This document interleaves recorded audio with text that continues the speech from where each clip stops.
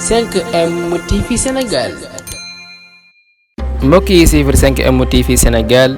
daleen ak jàmm. Lëx-Lëx di ab tiktokeur boo xam ne mi ngi dëkk fële ca Touba moom mi nag di Lëx-Lëx nekk ab tiktokeur di retando nit ñi nekk koo xam ne daal dafay def ay vidéo di def ay vidéo comédien moom mi sax di Lëx-Lëx gis na ne lu ëpp ci ay vidéo am Abdoulaye Diop Khass la koy jagleel di wax ci Abdoulaye Diop Khass ay jikko yu rafet di wax ne Abdoulaye Diop Khass daal dafa baax di wax ne da ko bëgg rek te yàlla tax ba sax demoon na fële ca Dakar fekk fi nga xam ne mooy Abdoulaye Diop Khass ba Abdoulaye Diop Khass def ko xarit nag ba tax sax may na ko ab oto moom mii di Abdoulaye Diop Khass daal may na ki nga xam ne moo di tiktokeur bii di Lëx-Lëx ab oto moom nag mi ngi dëkk fële ca Touba Abdoulaye Diop Khass nag may na ko oto bu bees tàq moom mii di Lëx-Lëx mu nekk loo xam ne nag lu rafet la lool kon mbokk yi joxe leen dig daje beneen incha allah ci 5M TV Sénégal jaa ngeen jëf ci ànd bi ngeen ànd ak 5M TV Sénégal ngeen wéy di abonné di partager vidéo yi saa su nekk jaa ngeen jëf ci ànd bi rek 5M TV Sénégal.